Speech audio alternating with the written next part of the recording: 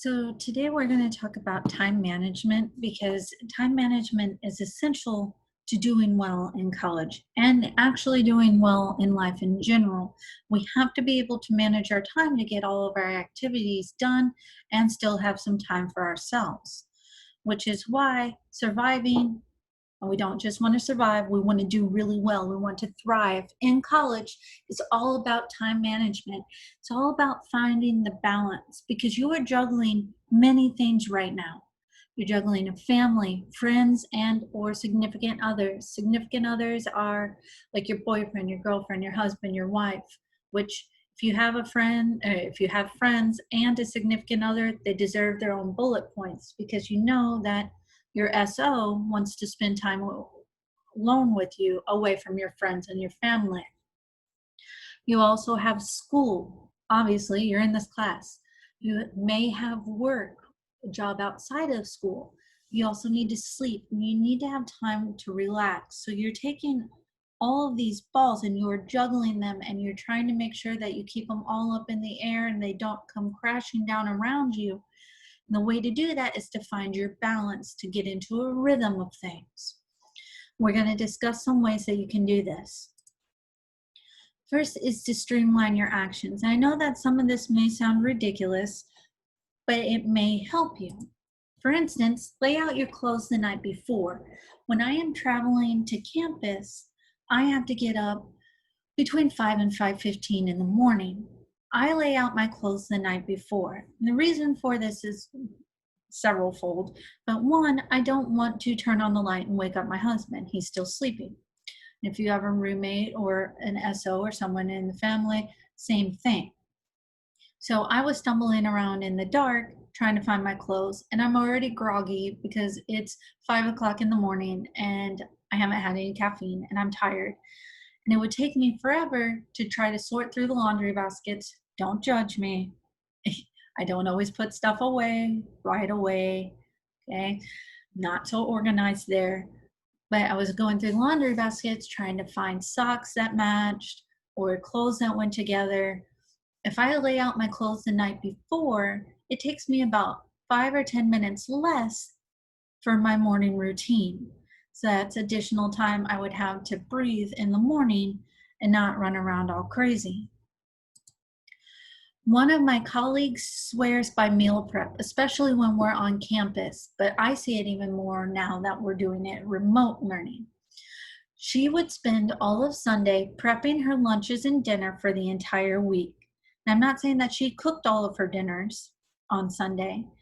I'm saying that she prepped them. So she would get everything cut up and ready and put into containers in her fridge.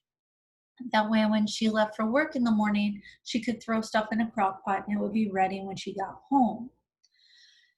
This is a wonderful idea because when we get home from work or from school, we're just utterly exhausted most of the time and we don't want to do anything, which is why we go for fast food and all that junk.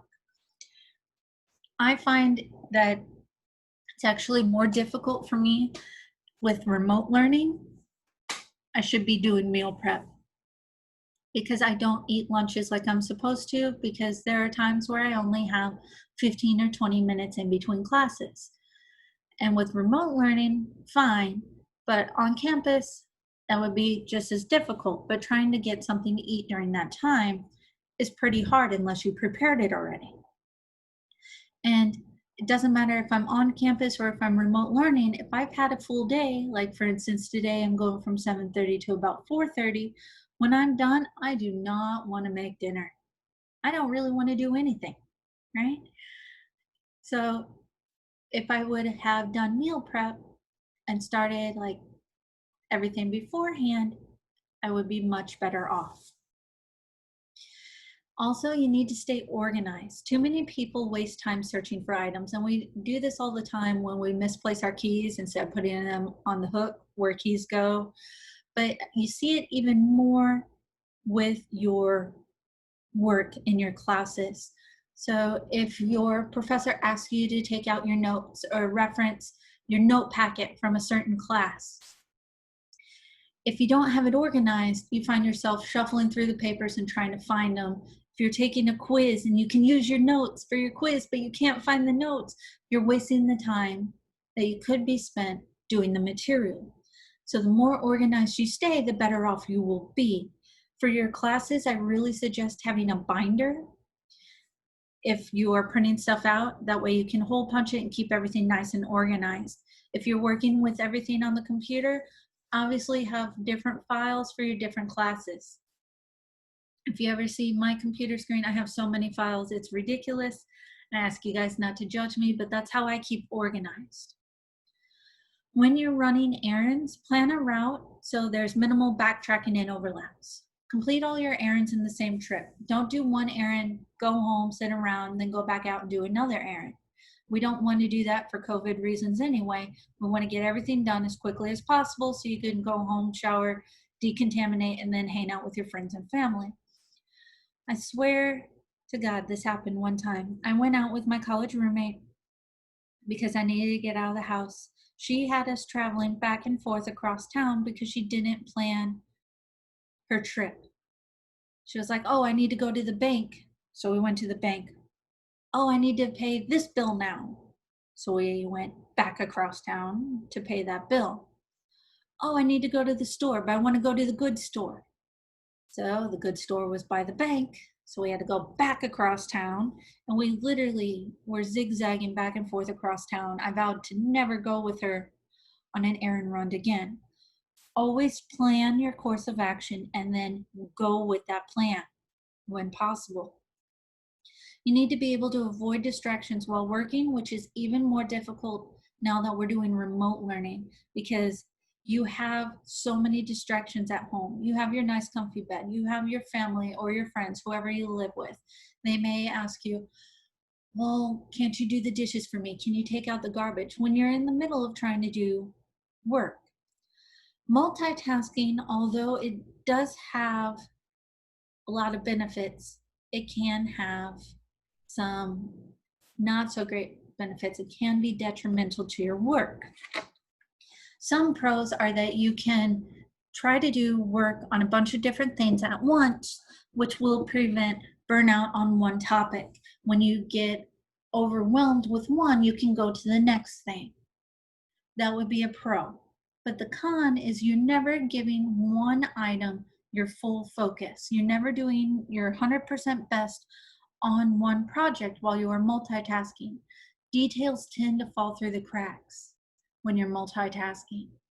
Little things will slip through undetected. It's better to just focus on one thing at a time. Social media and checking your email is going to slow you down.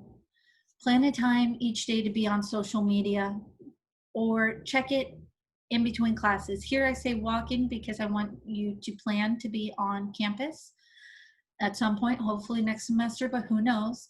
But in between classes can be used to check your social media and your emails. Even when you are walking, most of you are on your phone texting or doing something anyway, you can go ahead and use that time to check that social media instead of checking it whenever your phone goes off in the middle of trying to do your homework.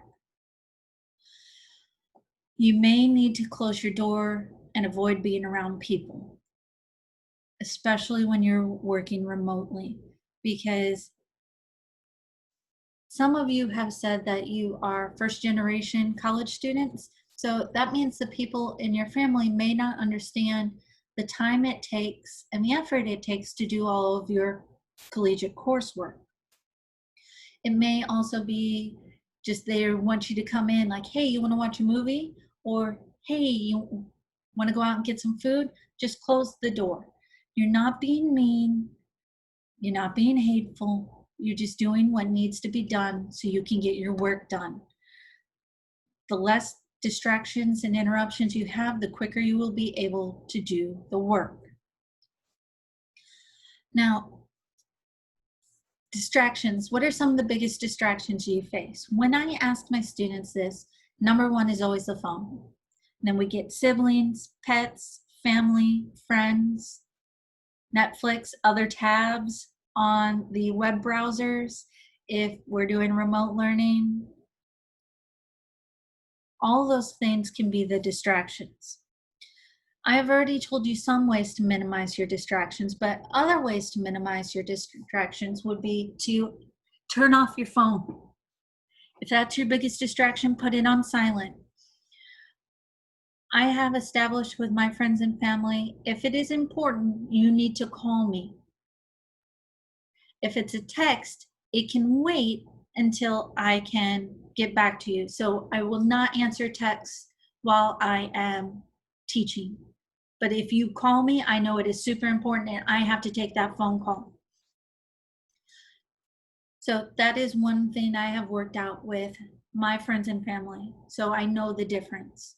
And I can put my phone off to the side and will handle it as I can. Other minimizing the distractions, some of my students said put on music, but put it in your headphones so you can block everything out. Some of you have to work at night after everyone is asleep. If you're a nighttime person, that works. If you're a daytime person or early morning person, that may not be the best option for you. You can tell your friends when you are busy, you can share your calendar with them so they know when you're in class and trying to do work or when you have work scheduled.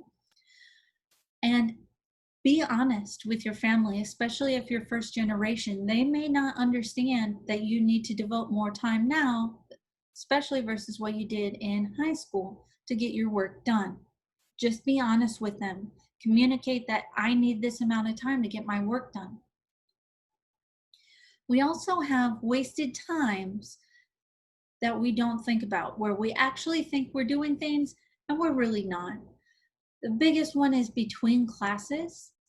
I see this more on campus than in between classes when we're doing remote learning. Between classes when we're on campus, we tend to talk with everyone around us and just try to de-stress.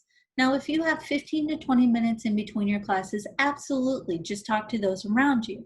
But if you have 30 minutes or more in between your classes, you should be using that time to eat and to study. I highly suggest getting a study buddy. That way you can do work and still have someone around so you're not secluded. Even if you're doing this remotely and you have study buddy like FaceTiming, there you still get the social interaction, but you're both still working. I know that not everyone is working as much anymore or traveling as much, but if you are and you are on the bus, you can use that time. Most of the time when we are on the bus, we are playing on our phones or texting or listening to music and just wishing we weren't on the bus. Use that time instead to do your work. You may also be able to do some work while you are cooking dinner. And this is one that I will use occasionally if I am simmering stuff on the stove and it doesn't need my full attention and I've done all my prep work. I'll answer emails and grade papers while I'm cooking. I know that we are moving away from commercials and TV shows because so many people are using Netflix or YouTube. But if you still watch TV and it has your commercials, use those commercials to do your work. For instance, if you are reading a novel for a class, you can read during commercials because commercials nowadays last anywhere from 3 to 5 minutes. And let's be honest, unless it's the Super Bowl, the commercials aren't that important. So anytime the commercial starts, you can read from the novel that you need to, put it down when your favorite show starts back up. That also works with math problems. And some of you are still going to the gym. You can read while you're on the treadmill or elliptical. That never really worked for me because I couldn't focus. But you could also listen to lectures while you're working out. You have to ask your professor ahead of time. But if they will allow you to record their lectures, you can play it back while you're on the bus, while you're cooking dinner, in between classes, or while you're working out. And finally, I highly suggest treating college as a job. Someone told me this when I was a freshman and I avoided it until I was a junior, and I wish I hadn't. If you work as college is a job from 8 to 4 or 9 to 5 and you do nothing but your coursework during that time, Yes, you can interact with others. Yes, you can eat. But if you treat it as a job, you will find out that you can get almost all of your work done during that time period, that 8 hours. That means that you have the entire night to yourself. You get to spend time with family, friends, loved ones, you name it. Time management goes along with stress management. We've already discussed it, not procrastinating on an assignment, especially a big one. Break it into smaller pieces, do a piece at a time. Figure out when you are most awake. Are you a morning person, an afternoon person, or a night person? Whatever kind of person you are, that's when you're going to do your hardest subject. For me, I am most alert and awake from 7:30 in the morning, or 7 in the morning if I'm being honest, till about noon. After lunch, I kind of just zone out. So I do the most detail-oriented work on my plate between 7 and noon. I will still do the other stuff at the other times, but whatever needs my biggest amount of attention is between 7 a.m. and noon. I want you to do that with your hardest subject and the time at when you are most awake, because that is when you are most alert and your brain will be functioning at its highest capacity. This won't always work, but I want you to try to plan at least one night where you can relax and not do schoolwork or deal with work once you get home. Don't try to do work on your bed. This often makes you sleepy and decreases productivity. I'm guilty of working on my bed at night because at the end of the day, I just want that comfy bed. But I know if I was working on the couch or at my desk, I would be more productive. Tools for time management. I want you to think about the resources you know that exist to help with time management and scheduling. If you don't know, your phone has calendar. You can do that and you can sync it with like your Google account. So you have the Google calendar and you can share that with people, friends and family, so they know what you're doing when and know when you're busy. You have the hard copy planners that some people still use. Your TSC email has the calendar built into Microsoft 365. You can do that. You can use your phone to set an alarms or reminders for big projects or upcoming classes. There are apps out there to help you with time management and scheduling. There's so many things out there. All you have to do is think about it, figure out which one you want to use, and then implement it. There's some important things to remember for time management. Always allot more time than you think you will need.